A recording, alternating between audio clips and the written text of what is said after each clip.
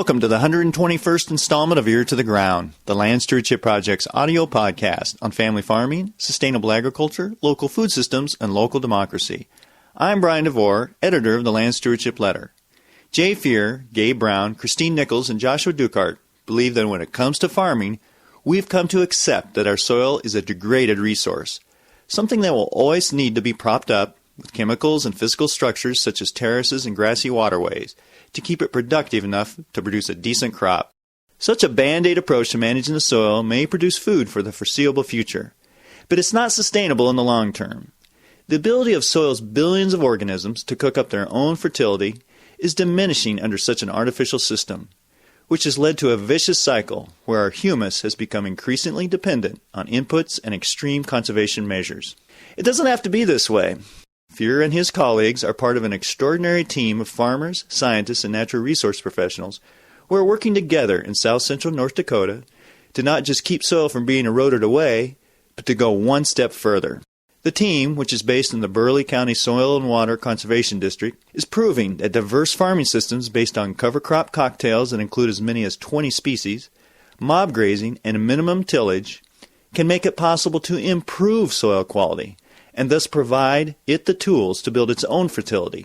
These folks are also proving that improved soil quality isn't just good for the land, it's good for the economic bottom line, and can help keep farms and ranches financially viable long into the future. All this work on improving the resource is steeped in the philosophy of holistic management, a decision-making framework that has helped farmers, ranchers, entrepreneurs, and natural resource managers from around the world achieve a triple bottom line of economic, environmental, and social benefits.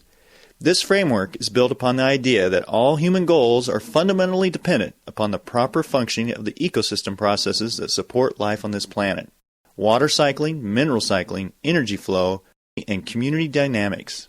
Improving soil quality fits in this system. Burleigh County's work on making soil quality improvement the epicenter of a farming system has caught the attention of farmers, scientists, and natural resource professionals. I recently attended the Burleigh County Soil Health Tour, an annual event that attracts people from the Midwest, across the country, and even abroad. On the tour, we saw how farmers and ranchers in south-central North Dakota are literally feeding bacteria and fungi, helping soil do the kind of dark, important work that is so key to a sustainable agriculture. After the tour, I talked to some of the key members of the Burleigh County Soil Quality Team. I talked to Jay Fear, who's a district conservationist for the Natural Resources Conservation Service in the area. I also talked to Gabe Brown, a crop and livestock farmer who has pioneered cutting-edge soil improvement systems, and Christine Nichols, a soil microbiologist with the Northern Plains Research Station. I also talked to Joshua Dukart, who's a certified educator in holistic management and who works with the Burleigh County Soil Conservation District. First, I talked to Fear about how all this work on soil quality started when people such as himself stopped accepting soil as a degraded resource. I think initially our team was like a lot of other people in agriculture and like a lot of people within NRCS. I think we had accepted a degraded resource. When you accept a degraded resource, you generally work from the viewpoint of minimizing the loss. And so we would apply practices. As an example, I applied a lot of sod waterways to cropland water erosion in the 1980s and early 1990s. And truthfully, in retrospect, very few of those waterways were actually needed. Our primary issue was we were not able to get the water into the profile. And we had extensive tillage and low crop diversity, no cover crops, little to no livestock integration onto our cropland. So consequently, due to the tillage, we had removed the pore space from our soils, and we had compressed them.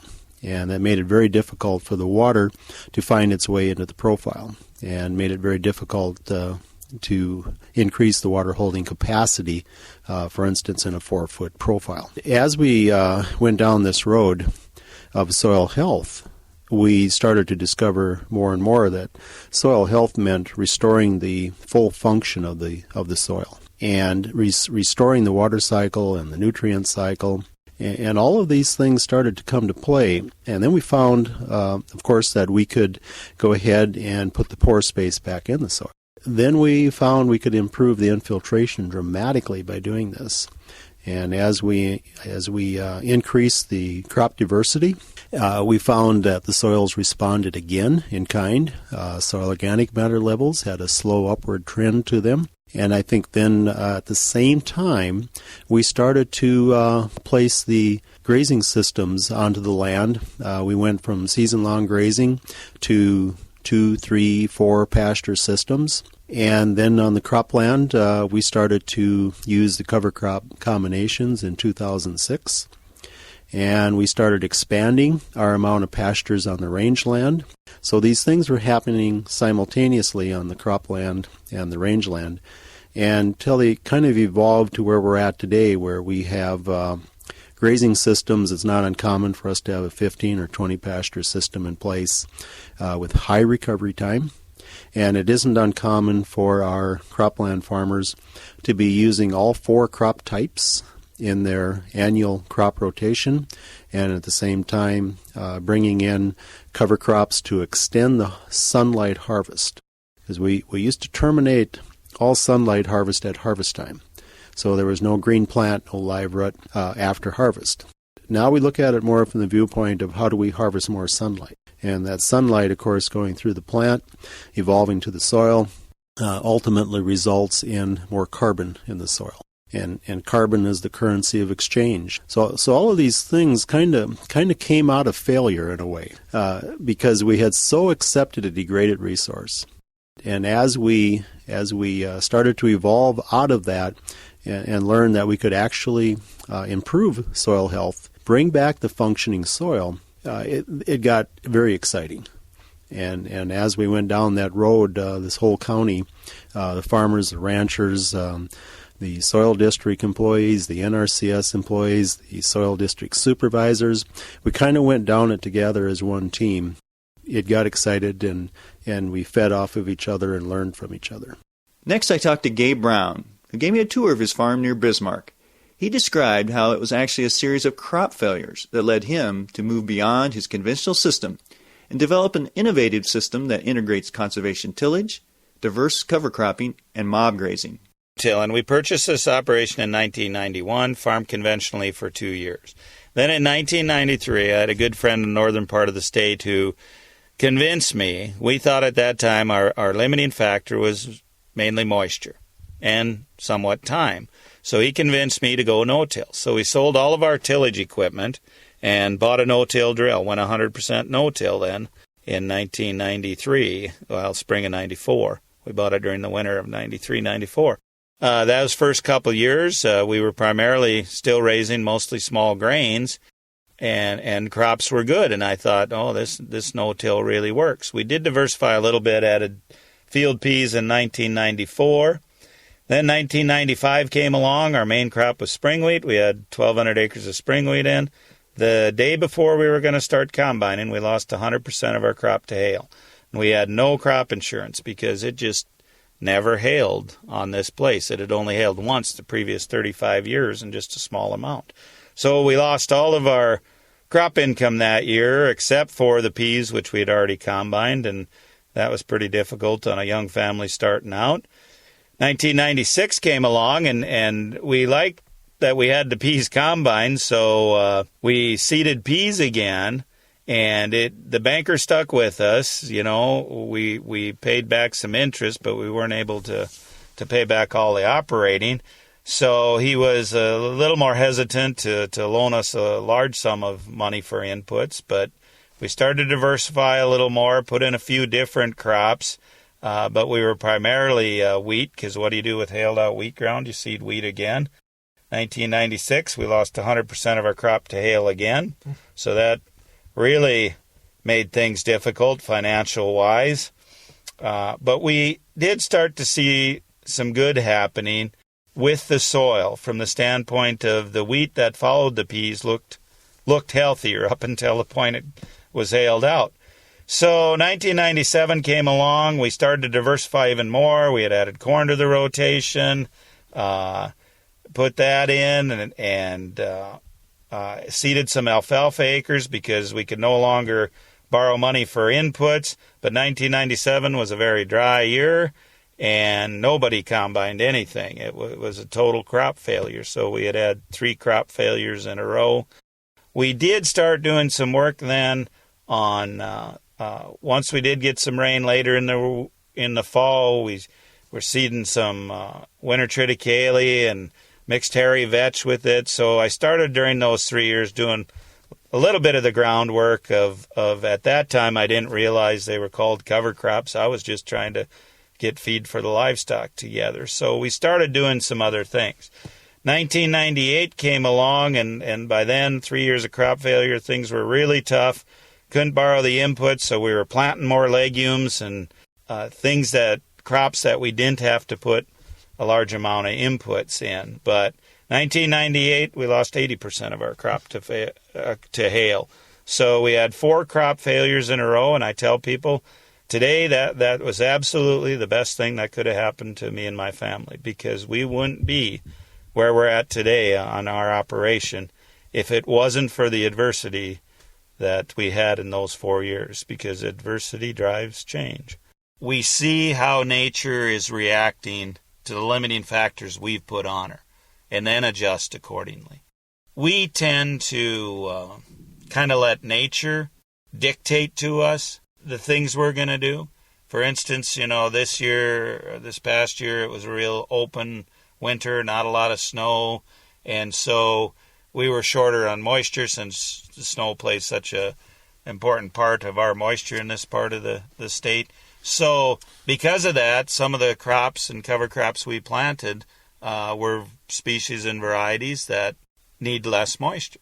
You have to be able to read nature, so to speak, and plan and replan accordingly. And one of the problems I see is a lot of farmers and ranchers today, and I'll just be blunt, they're disconnected from the land. They oftentimes hire crop consultants, and the farms are so large and the equipment's so big, they don't get off the tractor and really feel the soil and look visually and see what's happening. What we're doing here, you work hand in hand with nature. You don't work against it. So you have to be able to be more connected, so to speak, to the land, to the soil. I then traveled to the Northern Plains Research Station in Mandan, North Dakota, and chatted with Christine Nichols about the innovations that can develop when farmers and scientists challenge each other to push the envelope as much as possible. Chris, we had talked a little bit about some really fascinating research you've been doing around soil microbiology, and you are a microbiologist by trade. But I had talked to Gabe Brown about this. He had talked about how he was starting to see some results, some positive results in increasing organic matter and that type of thing on his field. And so you came out to the place and you said, yeah, this is great, but you didn't say, yeah, so everything's cool. You kind of pushed him a little bit. Yeah, I think it's been a fair trade between both of us that we've pushed each other. A lot of farmers need to have that challenge. They need to have somebody that looks at it and says, hey, this is great, but we can't stop here and we can take this a little bit further. And I said, I didn't really necessarily know how far we can take it, and I still don't know how far we can take it, but I like the idea of not putting limitations or constraints on a system, but rather just saying, okay, this is great and we're seeing these results, and it's something that's so unexpected and so amazing, and it's great to see this stuff that I've learned about in school or I've done research on and see it actually happen in the real world. Now that I can see that it can happen in the real world, can we take it a little bit further? And so that's continually how I think our interplay goes, is he'll see something and the producers around here will see something and I'll be like, okay, that's great. And I'll come back, and I don't know how many of them know how much time I spend coming back into my office going, okay, really, can we do this? And can this really happen? And all of this stuff. But, everybody needs that challenge to keep moving things forward, and these guys are so innovative, and they so have that desire for a challenge that I don't want them to stop, and I don't want them to allow me to stop. I think the next step is to continue to try and find ways to put carbon below ground. I think that, and we talked about this, I think the biggest limiting nutrient in our system is actually carbon. And that's something very different for people to think about. But as the producers around here and in other areas across the country that have been some of these innovators, what they've done is they've changed their perspective to soil being the key or the heart of the system and everything else being tools to try and manage that. And that soil may be this big black box that we don't understand all of the things that are going on in it. But what we can do is we can understand some of the basics of, trying to get food for those organisms that are in the soil and build that soil quality and that soil health, and trying to help those organisms to build some of the structure in soil and the habitat so that they can really do the job of being able to help with nutrient cycling and water infiltration and water holding capacity, and understand what some of the keys may be to pushing that carbon envelope. The things that work here in North Dakota may not be the exact same things that work in another area, but it's the principle of treating the soil as the heart of the system and providing the food and the best environment for that soil to function that's going to be what you're trying to do. You have to look and make your own decisions on how it is that you're going to manage it. But again, when you put that soil in the middle, it really kind of helps you be able to figure out what the problems really are and what are really the symptoms. Finally, I talked to Joshua Dukart about the role holistic management has played in developing and maintaining this exciting team approach to building soil, farms, and communities. Josh, we were on the big soil quality, soil health tour yesterday, and we saw some really interesting situations where farmers were really bringing diversity into their operations, trying to integrate livestock production and crop production into their operations and really build that soil health and look at that resource as kind of their core of their operation, which a lot of operations have maybe gotten away from that a little bit, and have focused more on the monocrop type system.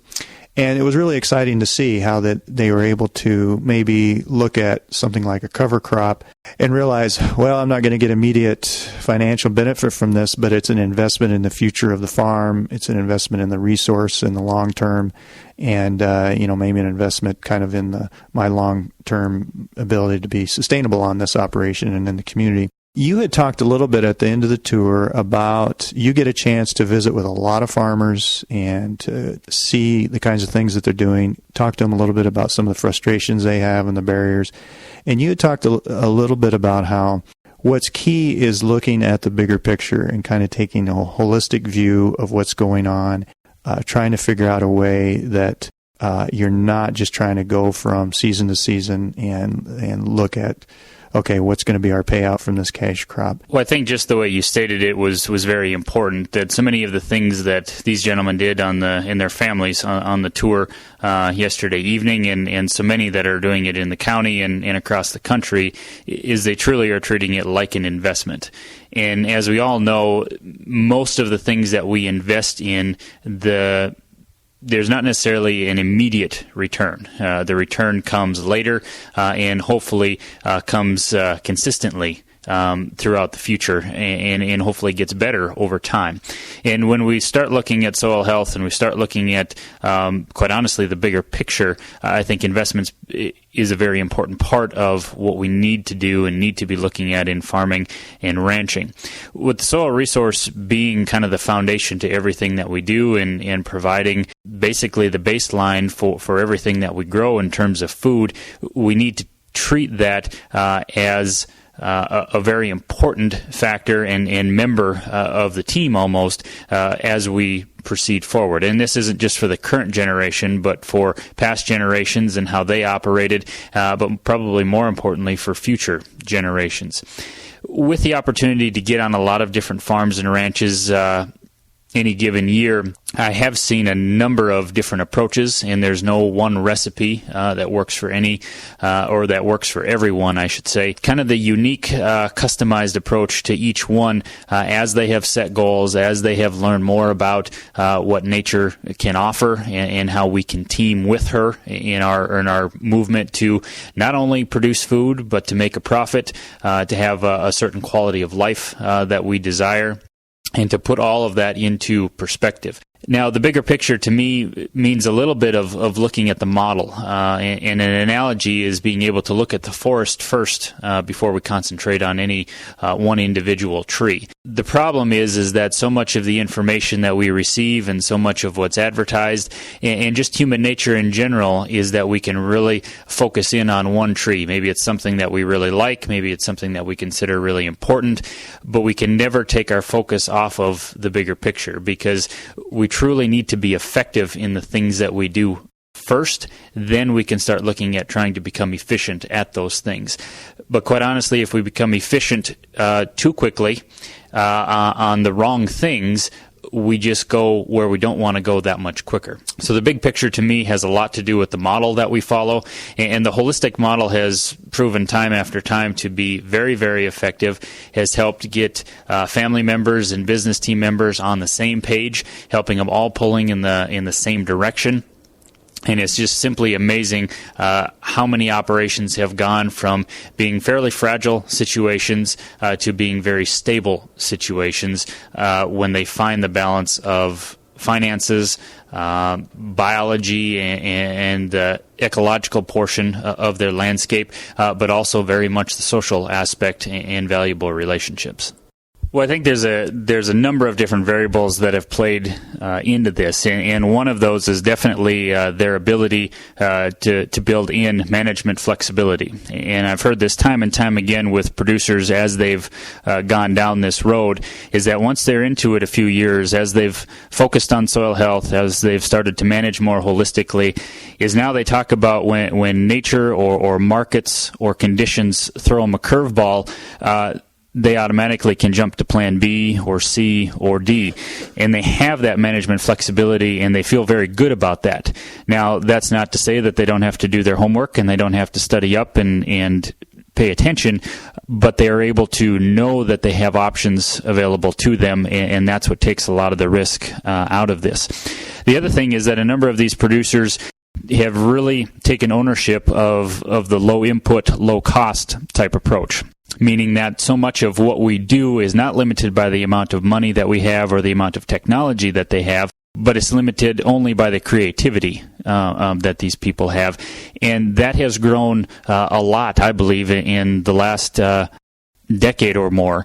And I think a lot of it is attributed to providing support to these people that are independent and creative thinkers, providing platforms like last night for those people to be able to share what they do and know that there's not judgment placed on what they do, but more excitement about how someone else can take a general concept, tweak it to their own operation, fit it to their own goals, and be able to take it home. The tour last night was well over 100 to 150 people. The first tours years and years ago, from what I understand, you'd have 10 to 15 people. But it has slowly grown, and I think one of the major components to that is having people willing to speak for the resource itself, and most importantly, not necessarily speak about programs or speak about cost share or speak about those things, but speak about why you would utilize those as tools. And once you start accumulating people that are willing to support each other and challenge each other at the same time to continue moving forward, I think that plays just a real big role. And I think it has to do with people explaining not only what they do and how they do things, but they're really passionate about it, therefore they can explain why they do things. And when you explain why you do things, in my mind, you attract people who believe the same things and are willing to support you on concepts, on management, and on moving towards greater and greater levels of sustainability.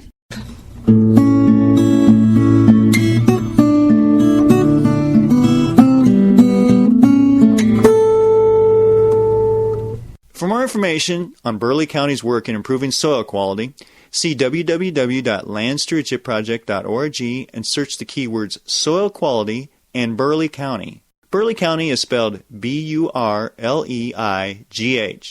If you have comments or suggestions about this podcast, contact Brian DeVore at bdevore@landstewardshipproject.org, or you can call 612-722-6377. Thanks to Laura Borgendale, Western Minnesota musician, for Ear to the Ground's theme music.